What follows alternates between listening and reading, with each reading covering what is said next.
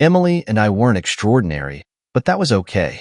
Our life together had a rhythm, a comfortable predictability that came with years of shared routines. Coffee together in the morning. She liked hers black. I liked mine drowning in cream. Dinner at 7 o'clock, sometimes earlier if we were both too tired to do anything but order takeout. Weekends split between lazy mornings in bed and errands around town. It wasn't exciting, but it was solid. Or so I thought. The first shift was small, barely noticeable. Emily started working late. "They've got us swamped," she explained, dropping her bag by the door one night. Richard's been piling on last-minute requests. Richard was her boss. I'd heard enough about him to imagine the type: demanding, charismatic, and incapable of understanding the concept of boundaries. At first, I didn't think much of it. Work gets busy, and Emily was ambitious. But the late nights became a pattern. By the second week, her excuses grew thinner. "I'm just grabbing a quick drink with the team after work," she'd text. "Don't wait up." Team building stuff, she'd call it. Except Emily wasn't much of a drinker, and she'd never cared for socializing with her coworkers. It wasn't her style. The next thing I noticed was her phone. Emily had always been an open book with her devices. She left them lying around the house, face up, charging on the kitchen counter or the nightstand. If it buzzed, she'd glance at the screen casually, no rush to respond. Now, her phone never left her side. It was subtle at first. She'd carry it from room to room, even while brushing her teeth. Then came the passwords. A new lock screen code. Messages she'd swipe away before I could read the name. When I asked about it, she shrugged it off. "Work stuff," she said. "Confidential." Since when did marketing spreadsheets need that level of secrecy? Another detail, her perfume. Emily had worn the same scent for years, a light floral that clung to her sweaters and the pillows on our bed. But one morning, I caught a trace of something unfamiliar. It was headier, muskier, with a sharpness that lingered in the air long after she'd left for work.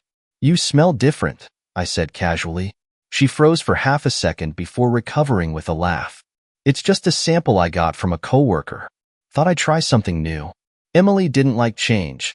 Not in her perfume, not in anything. There was something else, harder to pinpoint.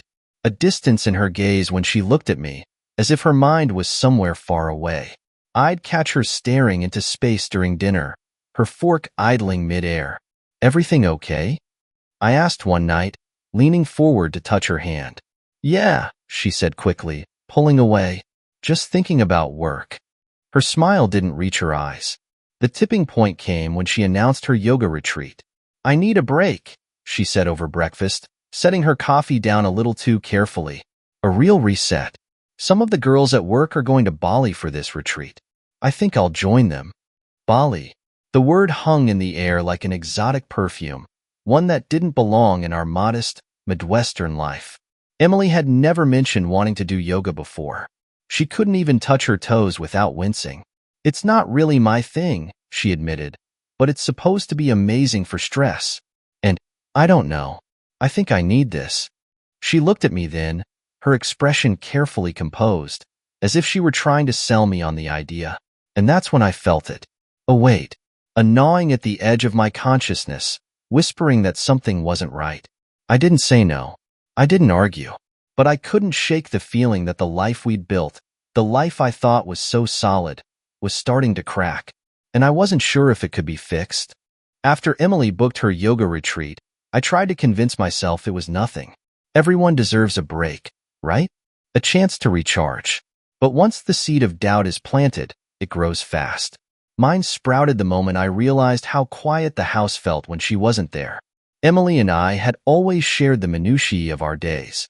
She'd tell me about the indecisive client or the coworker with smelly leftovers. I'd talk about my grumpy boss or the neighborhood dog we saw every morning on our walk. Lately, though, the stories were shorter, less detailed. "How was your day?" I'd ask at dinner. "Busy," she'd say, barely looking up from her plate. "Anything interesting happen?" "Not really." Her answers were like locked doors, and I didn't know where to find the keys. One night, I got home later than usual. The lights were on, but Emily wasn't in the living room or the kitchen. I found her upstairs, sitting on the edge of our bed, phone in hand. When I walked in, she jumped, a full body jolt, like a kid caught sneaking cookies. "What's up?" I asked casually. "Nothing," she said quickly, locking her phone and placing it face down on the nightstand. "Just texting a coworker about tomorrow's meeting." Her voice was breezy, but her body betrayed her. Tense shoulders, a flicker of guilt in her eyes. "Everything okay?" I pressed. "Yeah," she said, already changing the subject. "How was your day?" It felt like a deflection, but I let it slide. I wasn't sure what I was accusing her of, and without proof, I didn't want to sound paranoid. A few days later, a package arrived on our doorstep. Inside was a stack of expensive yoga clothes, brands I'd only seen in boutique windows. Trying to fit in with the yogis? I teased as she pulled a pair of leggings from the box. "They're supposed to be really comfortable," she said, running her fingers over the fabric. She wasn't wrong. They looked comfortable. They also looked wildly out of character for someone who once declared leggings lazy pants. "You're really diving into this retreat, huh?" I asked, watching her pack them into a brand new suitcase. "It's just, I've been so stressed," she said, avoiding my gaze. "I think it'll be good for me to get away. For both of us, actually. For both of us." The phrase hit me like a cold wind.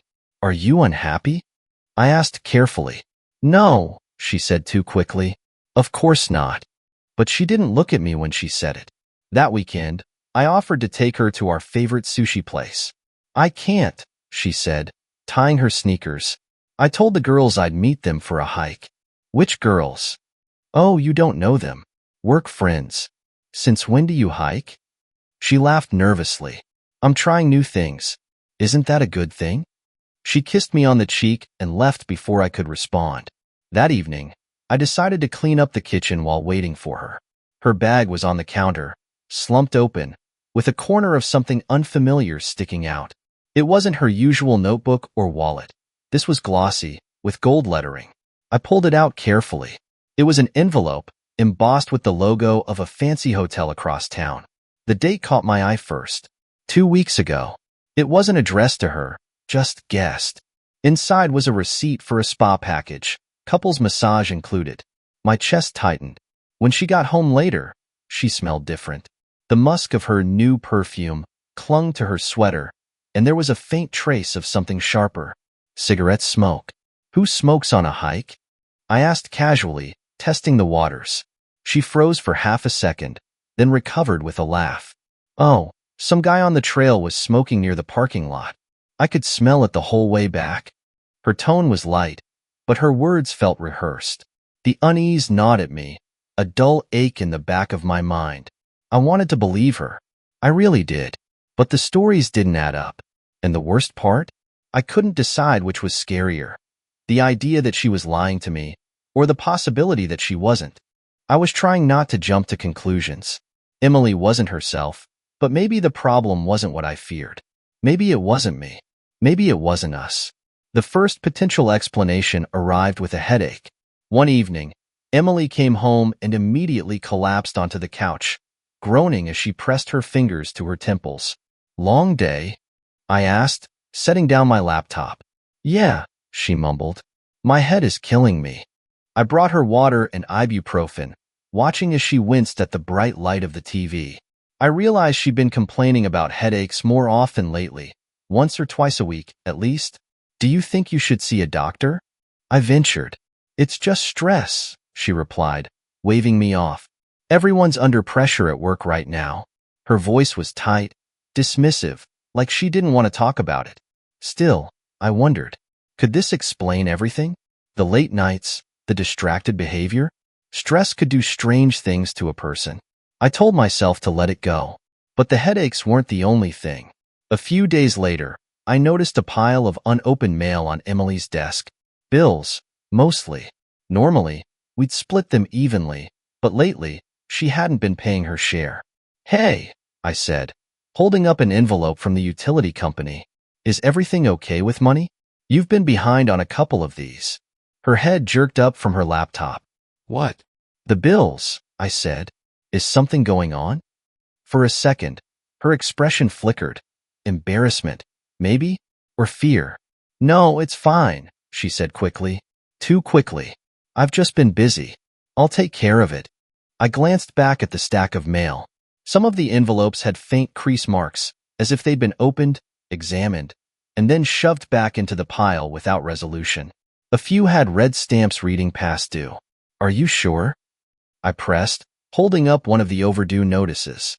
I said it's fine, she snapped, standing up and snatching the envelope from my hand. Her reaction caught me off guard. Emily rarely raised her voice, and when she did, it was usually over something significant. But this felt disproportionate. Maybe she was in over her head. Credit card debt? A loan she hadn't told me about? I didn't want to pry, but the thought lingered. Then there was the phone call. Late one night, I woke up to the sound of muffled voices. At first, I thought I was dreaming, but then I saw the glow of Emily's phone screen from the hallway. She was sitting on the stairs, whispering into the phone. I'm trying, okay? I just need more time, she said, her voice trembling.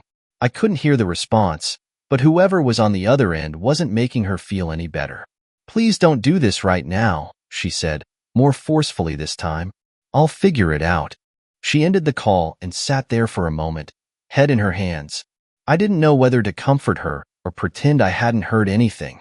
I decided to wait. When she came back to bed, I feigned sleep.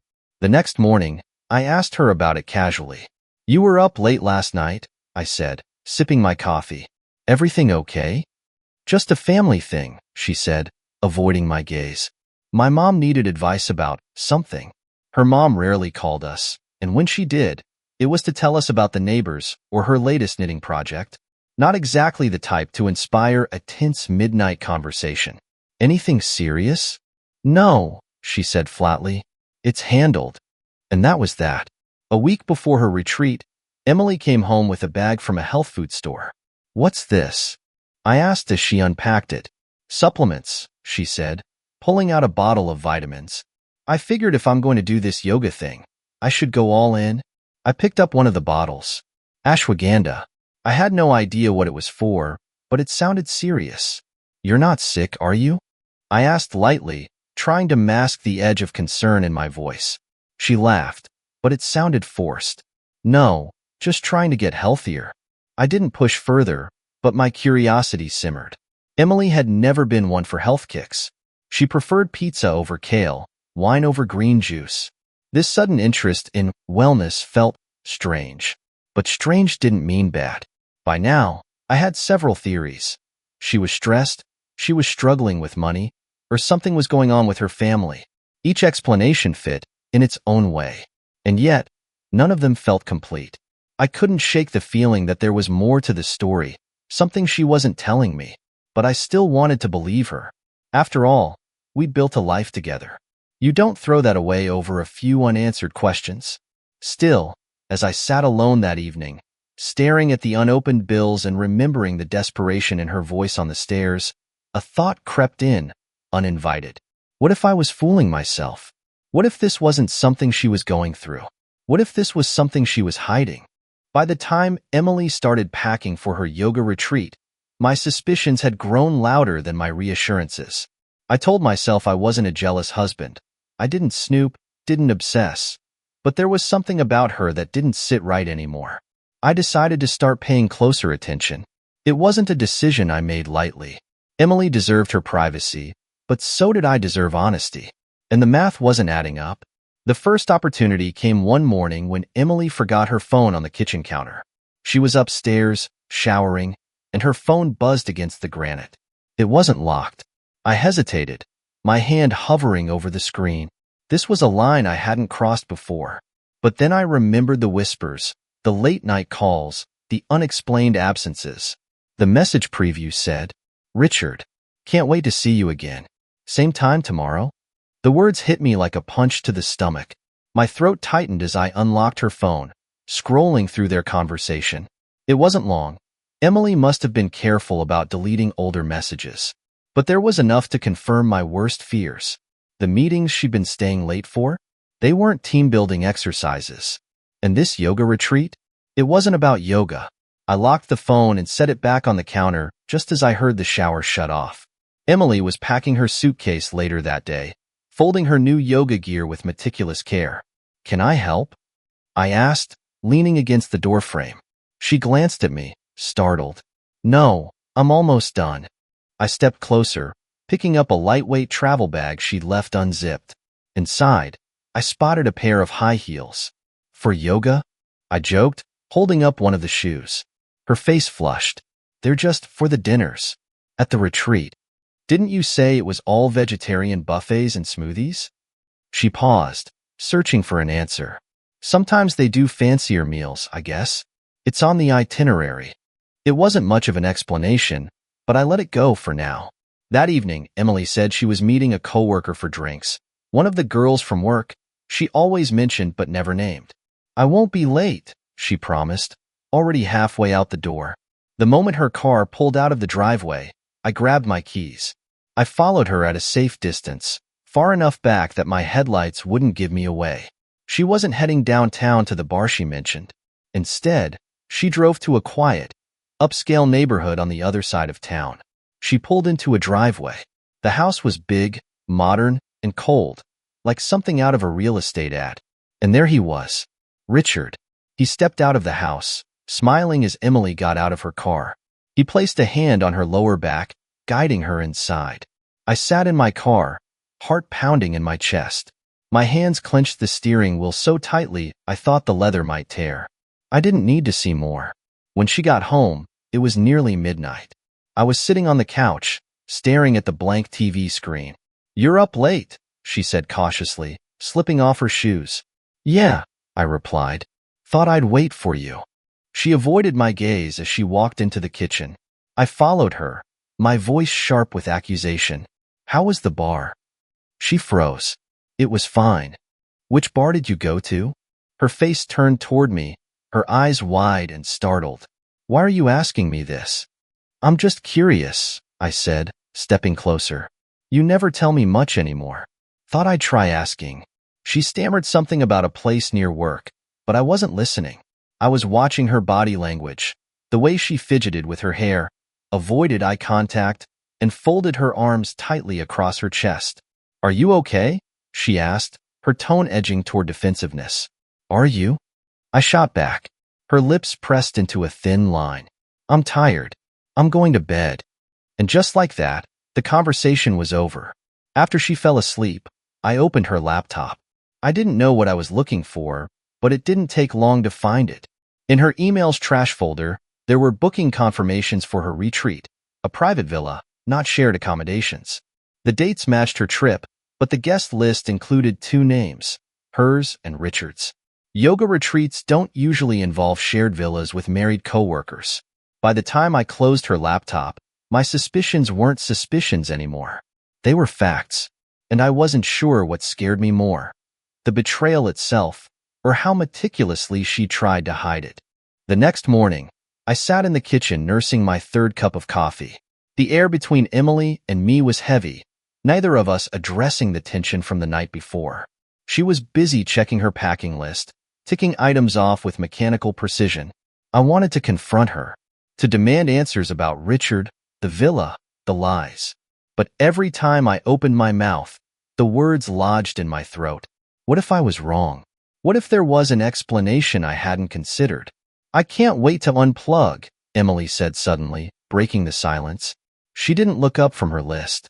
No emails, no meetings, just me and my thoughts for a while. Her tone caught me off guard. It wasn't evasive or defensive. It was wistful, almost longing, like she was genuinely yearning for peace.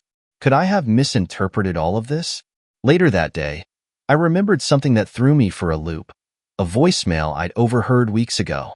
It had been from her doctor's office, reminding her about a follow-up appointment. When I asked her about it, she brushed it off, saying it was just a routine thing. But what if it wasn't routine? What if this stress, the secrecy, the retreat, they weren't about Richard at all? The idea landed like a stone in my stomach. When Emily wasn't looking, I grabbed her phone again and scrolled through her call history. There it was, her doctor's office. 2 calls in the last month. I thought about the headaches, the vitamins, the sudden interest in yoga and wellness. A different puzzle started to form. Was she sick? The thought terrified me, but at the same time, It gave me hope. If her behavior had nothing to do with betrayal, then maybe this wasn't the end of us. Maybe she was just scared and didn't know how to tell me. That evening, as she zipped up her suitcase, I decided to ask her directly.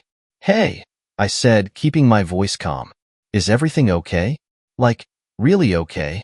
She looked at me, her face carefully neutral. "What do you mean?" "I mean, you've seemed off lately. And I know you had that doctor's appointment. If something's going on, you can tell me." For a moment, her composure faltered. Her shoulders sagged, and she looked down at her hands, twisting the zipper tab nervously. "I'm fine," she said softly. "It's just work stress, and I guess I've been in my own head a lot. That's why I need this retreat, to reset." Her explanation felt possible, believable, even. I reached for her hand. "If you're sure, then okay. But you don't have to go through this alone, whatever it is." Her eyes glistened as she squeezed my hand. "Thank you," she whispered. For a moment, I believed her. The next day, I found another clue that seemed to support her story. I was tidying up the living room when I saw her plane ticket on the coffee table. It was a round-trip ticket to Bali, exactly as she'd told me. I stared at the itinerary, a rush of guilt washing over me. I'd been so convinced she was lying, but here it was, proof she wasn't. But then I noticed something else. At the bottom of the itinerary, under notes, there was a line that gave me pause. "Guest access to villa amenities confirmed for 2. I stared at the words, my mind racing. Was this standard phrasing? Had she simply opted for an upgraded package that included shared access? Or did this mean exactly what it seemed to? That night, I apologized for how I'd been acting. "I think I've just been overthinking things," I said, sitting beside her on the couch. "You've seemed distant, and I guess I let it get to me." She smiled faintly, leaning her head on my shoulder. "I've noticed, but I get it. I've been all over the place. Things will feel normal again soon, I promise." I wanted to believe her. I needed to believe her. But even as we sat there, side by side, I couldn't shake the nagging voice in the back of my mind. Because trust, once fractured, doesn't heal overnight. And though I was trying to repair the cracks, the note about 2 guests felt like a sliver of glass, wedged deep where I couldn't quite reach it. Was Emily being honest, or was she just hoping I'd stop looking? The morning Emily left for Bali, everything felt off. She was cheerful, too cheerful, almost like she was trying to sell me on the idea that this was perfectly normal. She hummed as she double-checked her packing list and sipped her coffee, barely glancing at me. "You sure you've got everything?" I asked, standing in the doorway of our bedroom. "Yep," she said brightly, zipping up her suitcase. The energy didn't fit. If she'd been distant and withdrawn for weeks, why the sudden mood swing? Was she relieved to leave? Or just relieved to avoid questions she didn't want to answer? I tried to shake the thought. We'd talked it out, hadn't we? As I helped her carry her suitcase to the car, an envelope slipped out of the front pocket. It fluttered to the ground, landing near my feet. "What's this?" I asked, bending to pick it up. "Oh, it's nothing," she said quickly, reaching for it. But I was faster. It was a receipt, handwritten on fancy hotel stationery. The name of the resort at the top caught my eye. It wasn't the name of the yoga retreat she'd shown me. And the date? It was from 2 weeks ago. I stared at it, my pulse racing. "You've been there already?" Her face froze. For a split second, she didn't move, like a deer caught in headlights. Then she laughed nervously, waving it off. No, that's from a client event. Richard hosted it there for the team. I must have left it in my bag by mistake." Her explanation came so fast, so rehearsed, that it only deepened my unease. "A client event?" I repeated, narrowing my eyes. She shrugged, avoiding my gaze. "Yeah, I didn't mention it because it wasn't a big deal. Just work stuff." But the receipt wasn't for a conference room or group dinner. It was for a private villa. Before I could question her further, she grabbed it from my hand and stuffed it into her purse.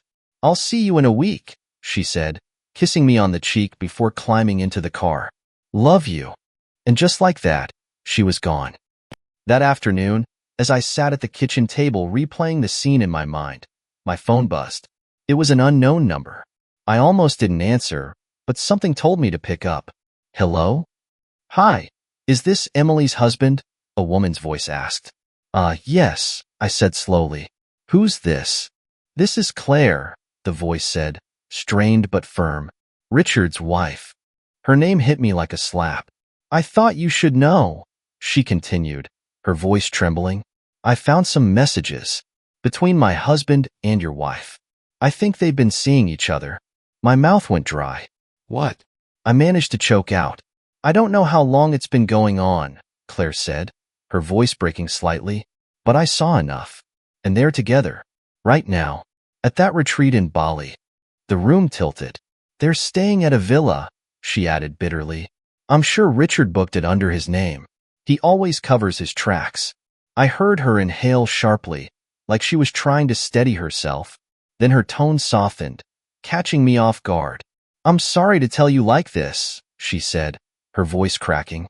I didn't know what else to do. When I saw their plans, I just couldn't sit with it anymore. I thought you deserved to know. Her pain was palpable. For a moment, it wasn't about anger or betrayal. It was about two strangers, blindsided by the same lie, trying to piece together their shattered realities. I appreciate it, I finally said, my voice hollow. I know what it feels like to doubt everything, she continued quietly, to wonder if you're going crazy. You're not. Before I could respond, she added quickly, if you need proof, I can send you what I have. You deserve that much. Her offer lingered in the air, heavy with a mixture of solidarity and heartbreak. After I hung up, I opened Emily's laptop again. I pulled up the resort's website, scrolling through the gallery of private villas and pristine beaches. The same logo from the receipt glared at me from the corner of the screen. I clicked on the guest reviews section, my heart pounding in my chest. And there it was. A photo someone had uploaded from last month, a candid shot of the resort's infinity pool. In the background, sitting on a lounge chair, was Emily. And next to her, leaning in too close, was Richard. The timestamp confirmed it was taken during the client event she'd so casually dismissed. I slammed the laptop shut, my stomach twisting in knots. Claire's call, the receipt, the photo, they were all pieces of the same puzzle, and the picture it formed wasn't the one Emily had been trying to paint. All my efforts to trust her, to believe her story, felt like a cruel joke. I wanted to cling to the idea that there was some other explanation, that I was jumping to conclusions. But the truth was staring me in the face. And this time, I wasn't going to ignore it. By the time Emily had been gone 2 days, the house felt unbearably empty. I wasn't just lonely. I was restless, trapped in a loop of questions that had no answers. The receipt, Claire's call, the damning photo, it all pointed to something, but I still didn't have proof. And yet, I couldn't let it go. That's how I ended up in Emily's home office, a room she kept meticulously organized. Her desk was spotless except for a neat stack of papers, travel documents, receipts, and a printed itinerary for the retreat. But something else caught my eye. It was a folded piece of paper tucked beneath her keyboard. It wasn't part of the neatly stacked pile, almost like she'd hidden it there. My pulse quickened as I unfolded it. The paper was an envelope, addressed to Emily in her handwriting.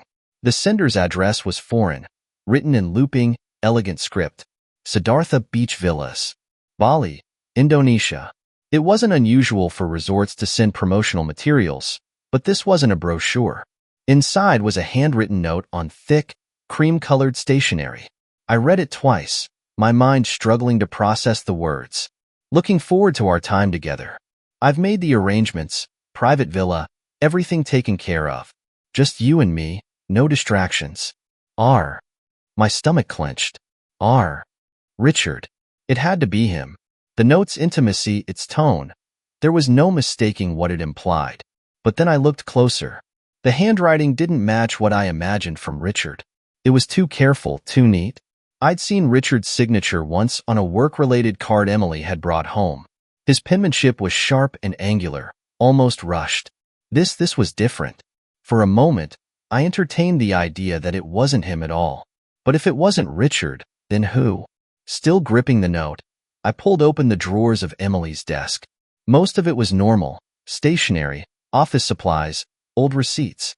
But in the bottom drawer, beneath a stack of folders, I found something else, a small, black leather photo album. I flipped it open. The first few pages were innocuous. Vacation photos from years ago, shots of us at a friend's wedding. But as I turned the pages, the photos grew newer and stranger. There was one of Emily, standing on a pristine beach I didn't recognize. Her hair was loose, her smile wide. Another of a dinner table, set with wine glasses and candles. Across from her, a man sat, his face just out of frame. All I could see was his arm, his shirt sleeve rolled to the elbow. I paused, staring at the photo.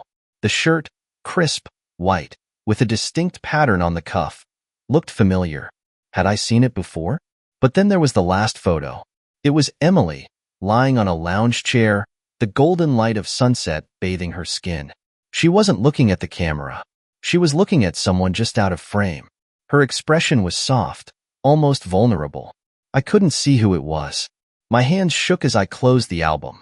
I sat back in her chair, the note and the album burning in my hands like evidence in a courtroom.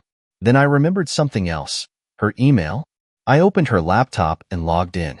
She'd changed her password since the last time I checked, but I knew her habits. She often reused the same few combinations. After a few tries, I was in. There wasn't much in her inbox. Emily wasn't careless. But in her sent folder, there was an email that stopped me cold. Subject, final details. To private villabali@securemail.com. Asterisk, please confirm arrival time. I'll be landing early, but would prefer to check in discreetly. No mention of my booking details to third parties. Emily. Asterisk. Discreetly? No mention of her booking? The implication was clear. She was hiding something. But then I noticed something else. The timestamp on the email didn't match the timeline I'd pieced together. It was dated weeks before Claire's call, even before the client event Emily had mentioned. If this email was for the villa she supposedly booked with Richard, why did it predate the supposed planning for the retreat? Something wasn't adding up. I stared at the screen, my heart pounding. The note, the email, the photos, they were damning. But they also introduced more questions than answers. Yes, she was lying. That much was obvious now. But was it Richard? Someone else? And why? As I sat there, piecing together fragments of a puzzle I didn't have all the pieces for, my phone buzzed on the desk. It was a text from an unknown number. You're not the only one in the dark. We need to talk. I stared at the message, my pulse racing. Whoever it was, they knew something. And I wasn't sure if I was ready to hear it. The note, the photos, the email, and now the text. They all swirled in my mind like debris caught in a tornado. I couldn't sort them, couldn't make sense of them, no matter how many times I replayed the last few weeks in my head. Was Emily really doing this? Could she be the kind of person who would look me in the eye, kiss me goodbye, and then board a plane to meet someone else? I wanted to scream, to break something, but I just sat there, motionless, the weight of it all pressing down on my chest. For a brief moment, anger took the reins. How dare she? After everything we'd built together, everything we'd been through, was it all a lie? I thought about every sacrifice I'd made to support her career, every late-night pep talk when she doubted herself. And for what? For this?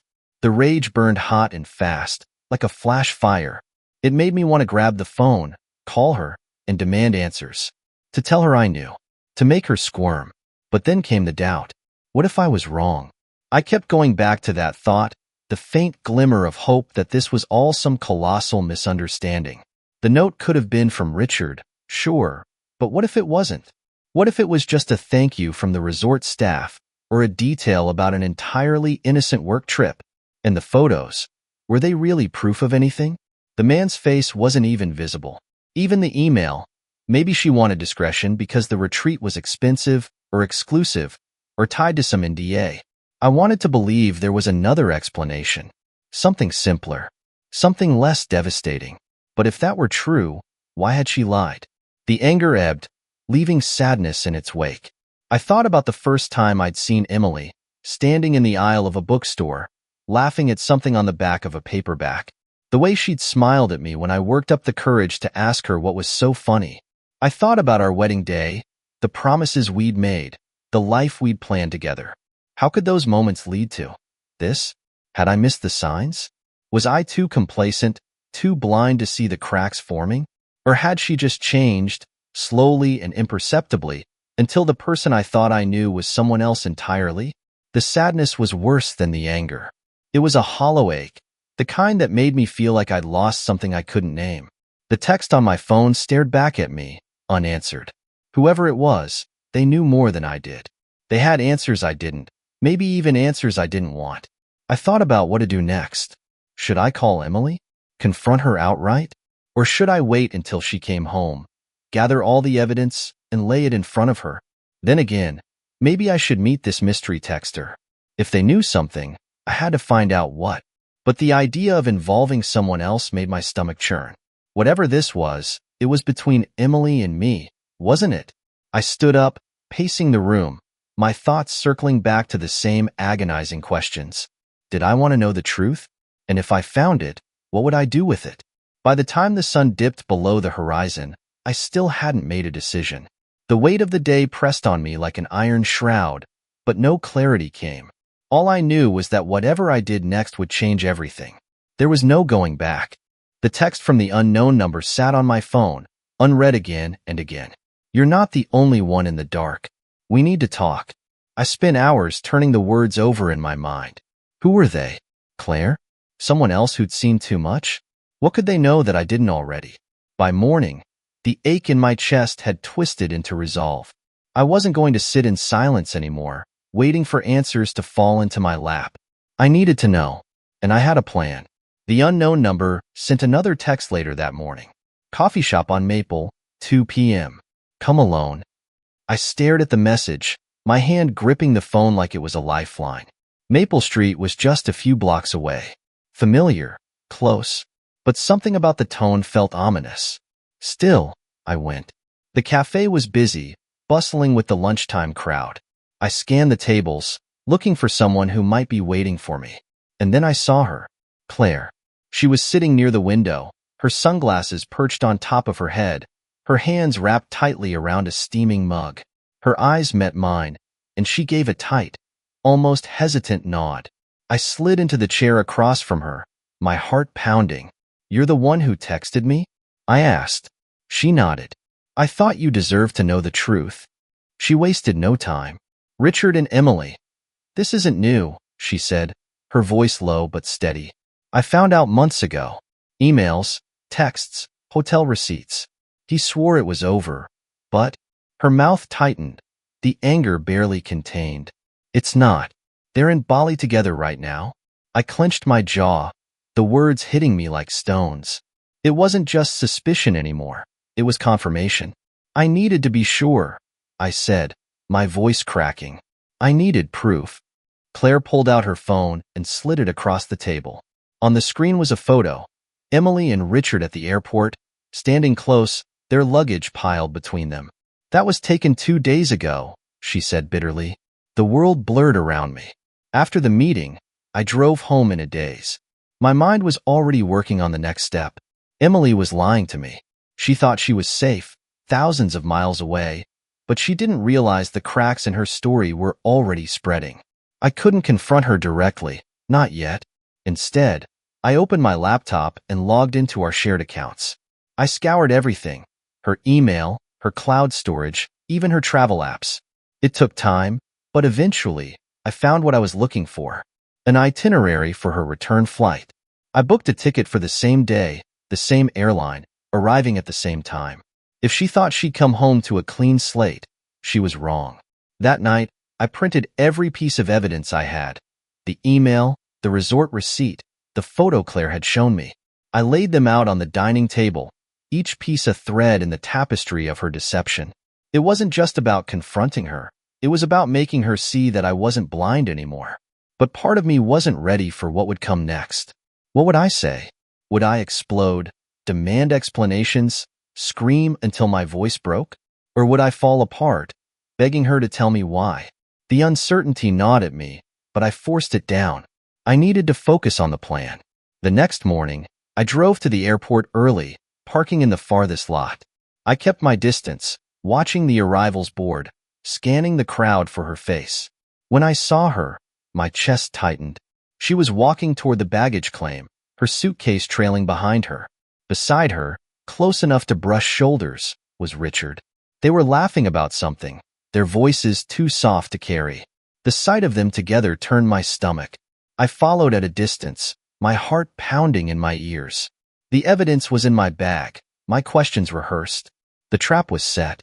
But as I trailed them, a new thought crept into my mind, dark and unrelenting. What if she didn't care? What if she didn't even try to explain? I shook it off and kept walking. I wasn't backing down now. The baggage claim area buzzed with the usual chaos. Suitcases circling the conveyor belts, travelers weaving through the crowd, announcements echoing overhead. But all I saw was Emily. And him. Richard stood close, too close, his hand brushing against hers as they waited for their luggage. They weren't trying to hide it, at least not here. Maybe they thought no one who mattered was watching. They were wrong. I waited until they grabbed their bags and started toward the exit. My pulse hammered in my chest, each step sharpening my resolve. My hand tightened around the strap of my bag, where all the evidence sat like a ticking bomb. When they stepped outside to the curb, I made my move. "Emily," I called, my voice cutting through the airport noise like a whip. She froze mid-step, her back stiffening. Slowly, she turned, her face shifting from confusion to shock as she saw me. "Ryan," she said, her voice barely audible. Richard glanced between us, his face pale. For a moment, his mask of confidence cracked, and I saw it. Fear. He looked like a man already calculating his escape. "Don't," I said, pointing at him. My voice was ice. "You're not going anywhere." Emily stepped forward, her hands raised as if to calm me, her eyes wide and pleading. "Ryan, what are you doing here?" "Funny, I was going to ask you the same thing," I snapped. "But I already know the answer." Her face faltered, but she tried to recover, her voice trembling. "It's not what it looks like." I laughed bitterly and pulled the stack of papers from my bag. The receipt, the note, the photos. I thrust them into her hands, my words spilling out like venom. "You lied to me," I said, my voice cracking under the weight of my anger. Over and over again. And for what? For him? Her eyes flicked to the evidence, her expression crumbling as she realized how much I knew. Richard took a step back, his hands raised in mock surrender, his voice thin and wavering. "Listen, this is between you two." "Shut up," I snapped, glaring at him. "You don't get to walk away from this. Claire knows. Your board knows. The resort staff knows. Everyone knows." His face turned red, his arrogance visibly unraveling. For a moment, he looked like he might argue. Then he glanced at Emily and thought better of it. Emily dropped the papers, her hands shaking. "Ryan, I'm sorry," she said, her voice cracking. Tears welled in her eyes. "I didn't mean for this to happen." "Didn't mean for what to happen?" I interrupted. My voice rose, sharp and unrelenting. "The lying? The cheating? Or the part where you thought I was too stupid to figure it out?" She opened her mouth, but no words came. "I gave you everything," I said, my voice trembling. "I trusted you. I believed you when you said this was a yoga retreat, when you said it was work stress, when you said you just needed space. I believed you." The tears spilled down her cheeks now, but they did nothing to soften the anger burning inside me. "You could have just told me the truth," I said, my voice quieter now, trembling with the weight of it all. "You could have walked away, but instead, you chose to betray me, over and over again." She reached for me, but I stepped back, shaking my head. "I can't do this," I said. "Not anymore." The ride home was silent. Emily sat beside me, her head bowed, her hands clutching her phone like it was her only anchor. Richard had taken a cab, slinking off like the coward he was. When we pulled into the driveway, I turned to her, my voice flat and final. "I'll pack a bag tonight," I said. "You can have the house. I just want out." She started to cry, her hands trembling as she reached for me again. "Ryan, please." "No," I said firmly. "I can't." I went inside, grabbed what I needed, and left without looking back. Weeks later, I found myself sitting in a coffee shop, staring at the divorce papers. Claire had reached out a few times, updating me on her own fallout with Richard. She said it helped to talk, to vent about the chaos these two had left in their wake. But for me, the healing was slower. Some days, I felt like I'd been gutted, left hollow and aimless. Other days, I felt relief, like I'd finally shed the weight of someone who didn't deserve my love. The waitress brought me my coffee, and for a moment, I just sat there, letting the warmth seep into my hands. I looked out the window at the world bustling past, the simple, ordinary lives of strangers. I thought about Emily, about the promises we'd made, the life we'd built, and how easily it had all come crashing down. I wouldn't say I'd forgiven her. Maybe I never would. But I was starting to forgive myself, starting to let go of the guilt, the shame, the feeling that I could have stopped it if I'd only been better, smarter, more attentive. As I left the coffee shop, the late afternoon sun warming my face, I felt the faintest flicker of hope. Maybe it wasn't about forgetting Emily or what she'd done. Maybe it was about finding myself again, piece by piece. And for the first time in weeks, I felt like that might actually be possible.